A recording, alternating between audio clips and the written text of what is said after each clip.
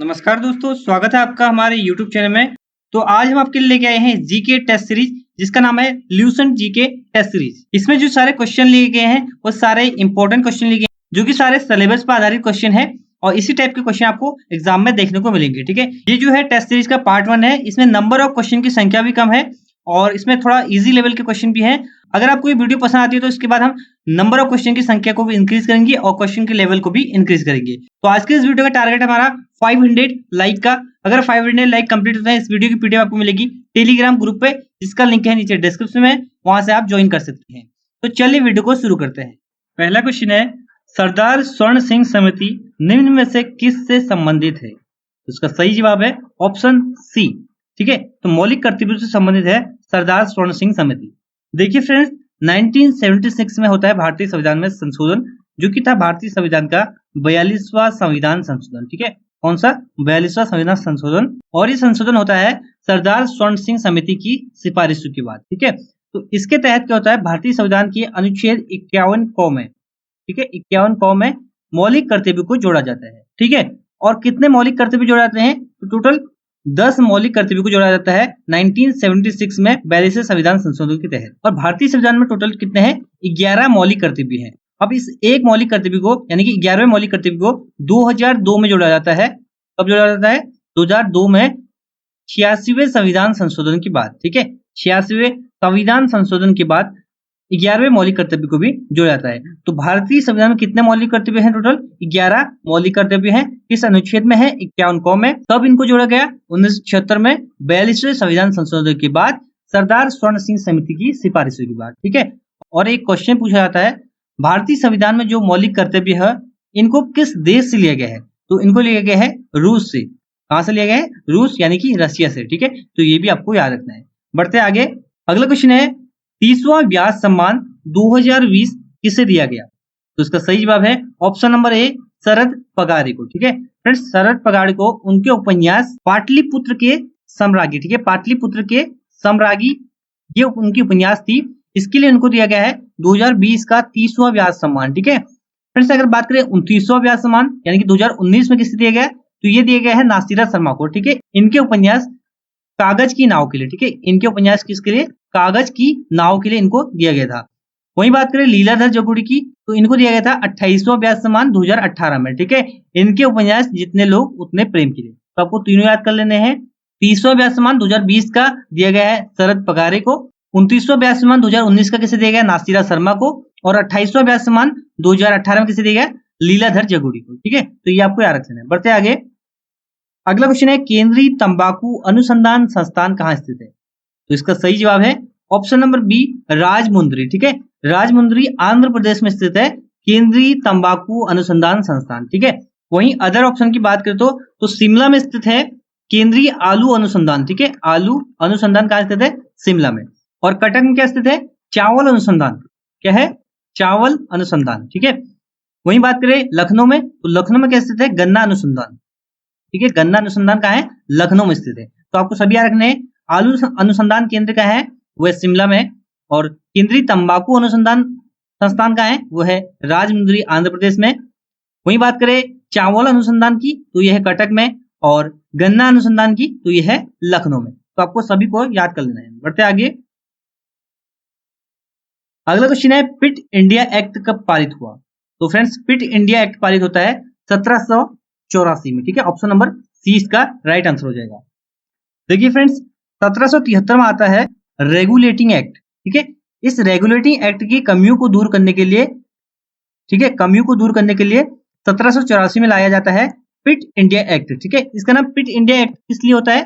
तो देखिए, उस टाइम पे जो ब्रिटेन का प्रधानमंत्री था, उसका नाम था पिट द एंगर। ठीक है, पिट द एंगर के नाम से इस एक्ट का नाम रखा गया फिट इंडिया एक्ट। ठीक है, इसका उद्देश्य क्या था? जो 1773 में आया था रेगुलेटिंग एक्ट, उसकी कमियों को दूर करना। तो आपको ये भी याद रखना है कि रेगुलेटिंग एक्ट कब आया? 1773 में।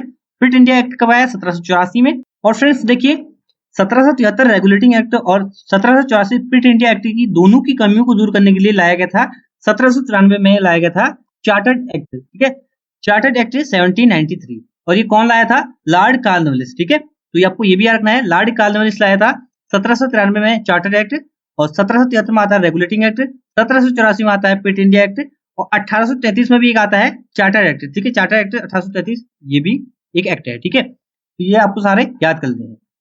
अगला क्वेश्चन है संगम राजवंश का संस्थापक कौन था? तो इसका सही जवाब है ऑप्शन सी, ए और बी दोनों, ठीक है। तो हरिहर और बुक्का जो थे, दोनों जो थे संगम राजवंश के संस्थापक थे। देखिए फ्रेंड्स, हरिहर और बुक्का ने विजयनगर साम्राज्य की स्थापना की थी और विजयनगर साम्राज्य में ही इन्होंने संगम राजवंश की स्थापना की। हरिहर और बुक्का के पिता का नाम था संगम, ठीक है। तो इन्होंने अपने पिता के नाम से संगम राजवंश की स्थापना की। कब की थी ये भी आपको डेट याद रखनी है, 1336 में, ठीक है। 1336 में हरिहर और बुक्का ने संगम राजवंश की स्थापना की। और पूछा जाता है इसकी राजधानी कहाँ थी? तो इसकी राजधानी थी हम्पी, ठीक है, हम्पी। और ये हम्पी है कहाँ प्रेजेंट टाइम पे? ये है कर्नाटक में, ठीक है, कर्नाटक में स्थित है हम्पी। और देखिए हम्पी का चित्र जो है 50 रुपए का जो नोट है उसके पीछे छपा हुआ है, ठीक है। तो ये भी पूछा जाता है 50 रुपए के नोट के पीछे कौन सा चित्र छपा है? तो ये है हम्पी का। और हम्पी राजधानी किसकी थी? संगम राजवंश की। स्थापना किसने की? हरिहर और बुक्का ने, ठीक। और पूछा जाता है जो विजयनगर साम्राज्य था, जो संगम राजवंश था, ये किस नदी के किनारे बसा था? ठीक है, तो ये था तुंगभद्रा नदी के किनारे, ठीक है, तुंगभद्रा। और इनकी जो राजभाषा थी वो थी तेलुगु, ठीक है, तेलुगु इनकी राजभाषा थी। ये भी आपको याद रखना है, ठीक है, इस क्वेश्चन से आपको इतना याद रखना है। बढ़ते आगे, नेक्स्ट क्वेश्चन है वर्ष 2019 अर्थशास्त्र का नोबेल पुरस्कार दूसरी बार किसी महिला को दिया गया, तो प्रथम महिला कौन थी? ठीक है, तो देखिए दूसरी बार तो दिया गया है इस्तर डफलो को, ठीक है, ये दिया गया था 2019 में दूसरी बार। तो पहली महिला कौन थी? तो पहली महिला थी, ऑप्शन नंबर डी इसका राइट आंसर हो जाएगा, एलिनार ऑस्ट्राम, ठीक है, एलिनार ऑस्ट्राम को दिया गया था 2009 में पहली बार अर्थशास्त्र के क्षेत्र में किसी महिला को नोबेल पुरस्कार, ठीक है। वहीं पूछा जाए तो किसी महिला को पहली बार नोबेल पुरस्कार कब मिला? 1903 में मैडम क्यूरी को, ठीक है, मैडम क्यूरी को 1903 में पहली बार नोबेल पुरस्कार मिला था। इनको मिला था फिजिक्स के क्षेत्र में। और फ्रेंड्स 2019 में ही भारतीय मूल के अभिजीत बनर्जी को भी अर्थशास्त्र में नोबेल पुरस्कार दिया गया था। दोनों को साथ में दिया गया था, इस्तर डेफलो और अभिजीत बनर्जी को, ठीक है। कब दिया गया था? 2019 में। तो इस क्वेश्चन से आपको इतना याद रखना है। नेक्स्ट क्वेश्चन है स्वतंत्र भारत का प्रथम बजट किसने पेश किया? तो इसका सही जवाब है option number C, Shanmukhanand Shetty ने स्वतंत्र भारत का पहला बजट पेश किया। कब किया? 26 नवंबर, ठीक है, 26 नवंबर 1947 को स्वतंत्र भारत का पहला बजट पेश किया। वहीं आपसे पूछ लिया जाए गणतंत्र भारत का पहला बजट किसने पेश किया? तो ये क्या था? जॉन मथाई ने, ठीक है, किसने किया था? जॉन मथाई ने। कब किया था? 1950 में। और दोस्तों जो जॉन मथाई हैं, इन्होंने भारत में सबसे अधिक बार बजट पेश किया, ठीक है। तो भारत में सबसे अधिक बार बजट पेश करने वाले फाइनेंस मिनिस्टर कौन है? वो है जॉन मथाई। इन्होंने 10 बार जो है बजट पेश किया है। इसके बाद आते हैं पी चिदम्बरम, उन्होंने जो है 8 बार बजट पेश किया है।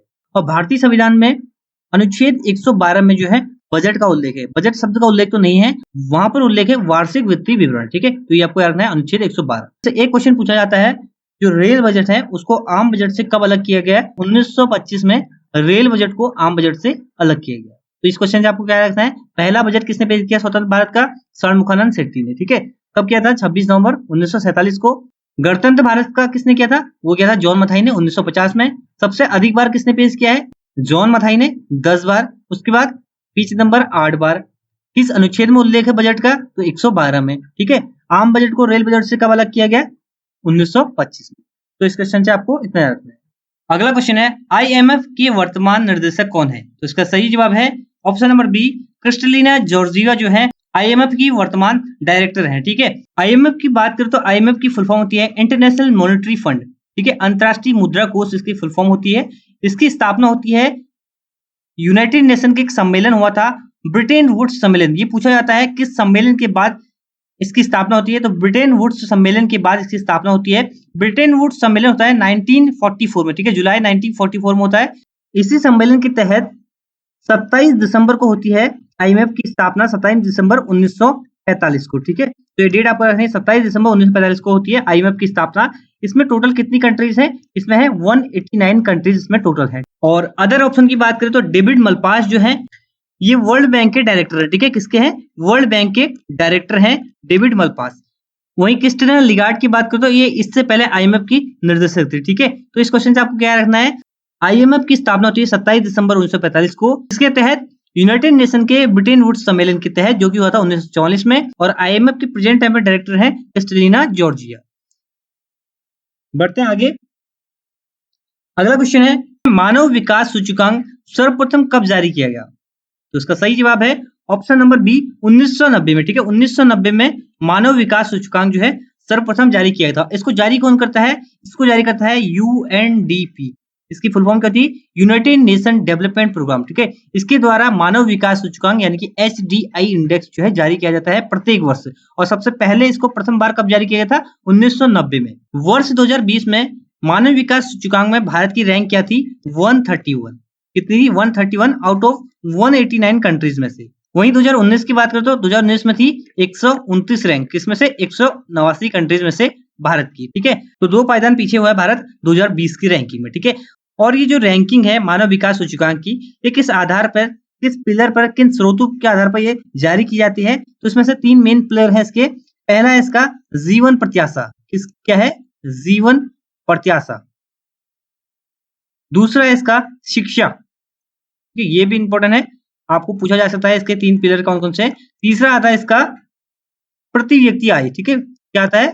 प्रति व्यक्ति आय। तो ये 3 पिलर है इसके, इन तीनों के आधार पर ही ये रिपोर्ट जारी की जाती है, ठीक है। तो बढ़ते हैं आगे। नेक्स्ट क्वेश्चन है मिशन इंद्रधनुष संबंधित है, ठीक है। ये क्वेश्चन बार बार एग्जाम में पूछा जाता है, तो इसका सही जवाब है ऑप्शन नंबर सी, टीकाकरण, ठीक है। इसकी शुरुआत कब होती है? 25 दिसंबर, याद रखना आपको, 25 दिसंबर 2014 को गुड गवर्नेंस डे के दिन इसकी शुरुआत की जाती है।